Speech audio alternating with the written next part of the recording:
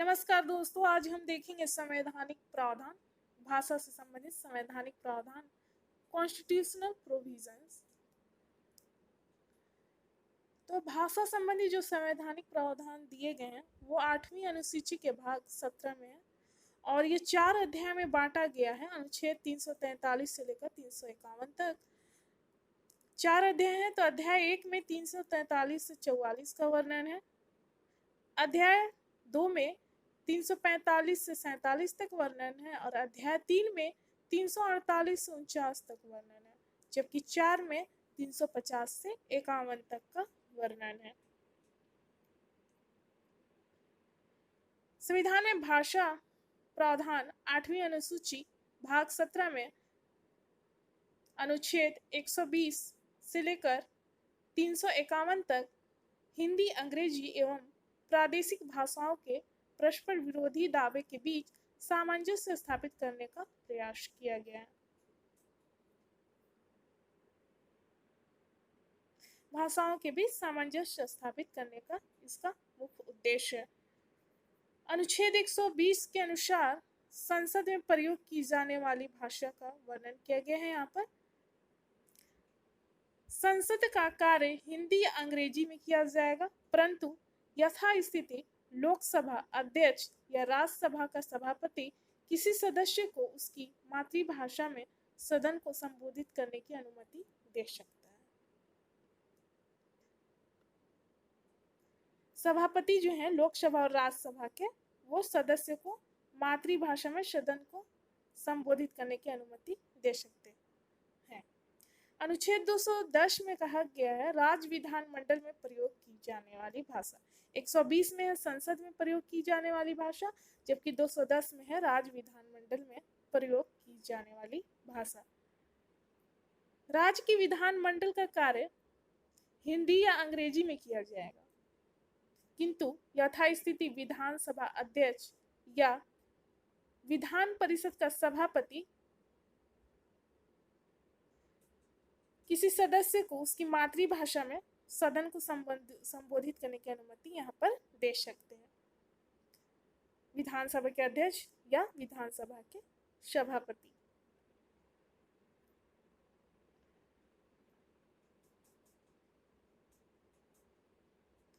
अध्याय 1 अनुच्छेद 343 संघ की राजभाषा को देखेंगे।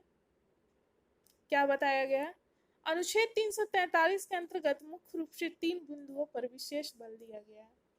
संघ की राजभाषा हिंदी और लिपि देवनागरी होगी। राजभाषा जो है हिंदी और लिपि देवनागरी। दूसरा है संविधान लागू होने से 15 वर्ष की अवधि तक शासकीय प्रयोजनों के लिए अंग्रेजी का प्रयोग किया जाता रहेगा, परंतु राष्ट्रपति इस अवधि के दौरान आदेश द्वारा देवनागरी प्रारूप का प्रावधान कर सकेंगे। तीसरा पॉइंट है इस अनुच्छेद में संसद 15 वर्ष के पश्चात भी विधि द्वारा अंग्रेजी भाषा का या अंकों के देवनागरी रूप का प्रावधान कर सकेगा जो विधि में विनिर्दिष्ट हो। अनुच्छेद 344 में क्या है? राजभाषा के संबंध में आयोग और संसद की समिति। पहला नंबर है राष्ट्रपति इस संविधान के प्रावधान से 5 वर्ष की समाप्ति पर तथा संसद 10 वर्ष की समाप्ति पर आदेश द्वारा एक आयोग गठित करेगा जो एक अध्यक्ष और 8वीं अनुसूची में वर्णित विभिन्न भाषाओं का प्रतिनिधित्व करने वाले अन्य सदस्यों से मिलकर बनेगा। अनुच्छेद 344 में दूसरा पॉइंट है आयोग का यह कर्तव्य होगा कि वह राष्ट्रपति को संघ के शासकीय प्रयोजन के लिए हिंदी भाषा के अधिकाधिक प्रयोग, दूसरा संघ के शासकीय प्रयोजनों के लिए अंग्रेजी भाषा का प्रावधान, तीसरा किसी भी प्रयोजन के लिए प्रयोग की जाने वाली भाषा, चौथा एक राज्य और दूसरे राज्यों के बीच प्रयोग की जाने वाली भाषा आदि के बारे में सिफारिश करें। तीसरा नंबर है आयोग अपनी सिफारिश में भारत के औद्योगिक, सांस्कृतिक, वैज्ञानिक तथा हिंदी भाषी क्षेत्रों के व्यक्तियों के हितों का सामयिक ध्यान रखेगा। चौथा है एक समिति गठित की जाएगी जो 30 सदस्यों से मिलकर बनेगी, जिसमें 20 लोकसभा के और 10 राज्यसभा के सदस्य होंगे। पांचवा है, इस समिति का यह कर्तव्य होगा कि खंड 1 के अधीन गठित आयोग की सिफारिश की परीक्षण करे और राष्ट्रपति को उन पर अपनी राय के बारे में प्रतिवेदन करे। छठा है, राष्ट्रपति समिति द्वारा प्रस्तुत प्रतिवेदन पर विचार करने के पश्चात उस संपूर्ण प्रतिवेदन किसी भाग के अनुसार निर्देश दे सकेगा। यह अनुच्छेद 344 में वर्णन है, ये सारा चीज 5 पॉइंट। अब अध्याय 2 में देखते हैं अनुच्छेद 345। अध्याय 2 में 345, 46 और 47 का वर्णन किया गया है।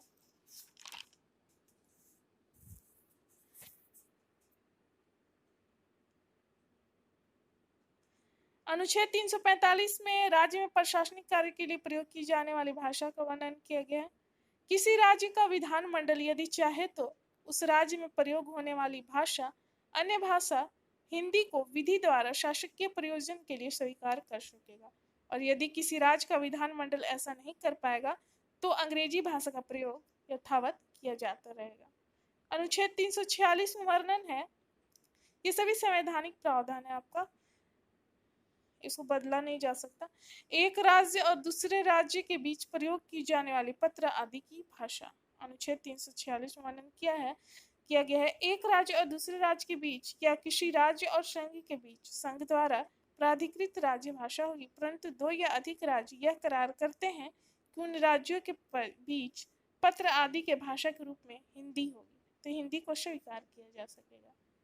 अनुच्छेद 347 में वर्णन है, राज्य की किसी जनसंख्या द्वारा बोली जाने वाली भाषा।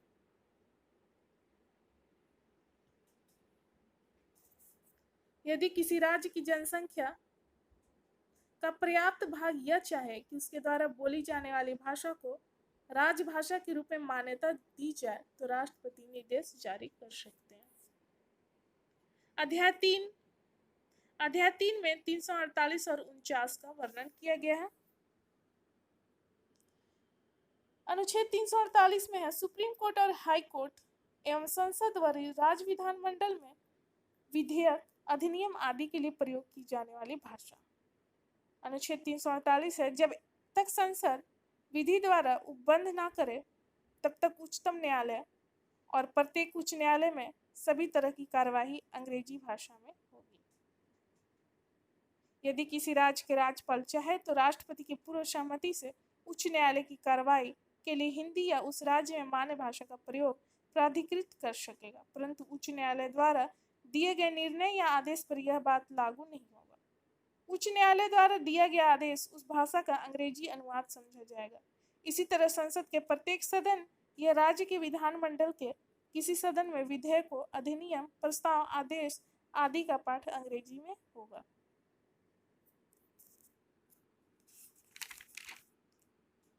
अनुच्छेद 349 में वर्णन किया गया है, भाषा से संबंधित कुछ अधिनियम करने के लिए विशेष प्रक्रिया।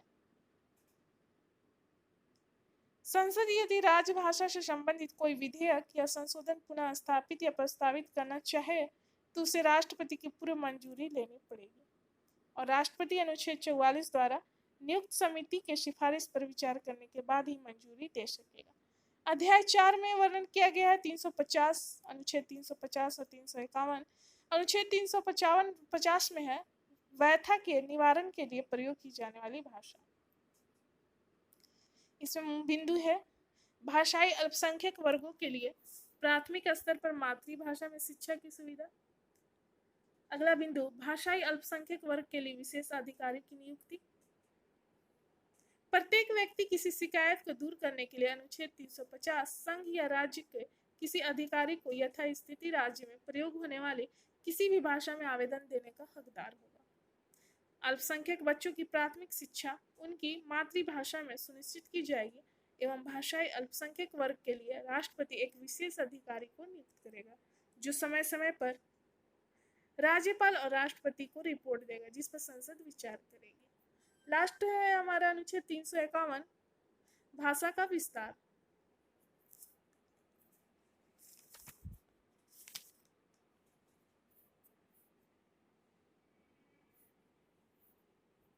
इस प्रकार भाषा संबंधी पूरा संवैधानिक प्रावधान 120 210 और 343 से 351 तक में वर्णन किया गया है। इसको 4 अध्याय में बांटा गया है, देख चुके हैं हम। इसके अंतर्गत यह निर्देश दिया गया है कि संघ को यह कर्तव्य होगा कि वह हिंदी भाषा का प्रसार बढ़ाए और उसका विकास करे, ताकि वह सामाजिक संस्कृति के सभी तत्वों के अभिव्यक्ति का माध्यम बन सके और आवश्यकता अनुसार शब्द भंडार की समृद्धि सुनिश्चित करे। यहाँ पर हमारा समाप्त होता है। ये सब संवैधानिक प्रावधान था। मिलते हैं अगले वीडियो में। धन्यवाद।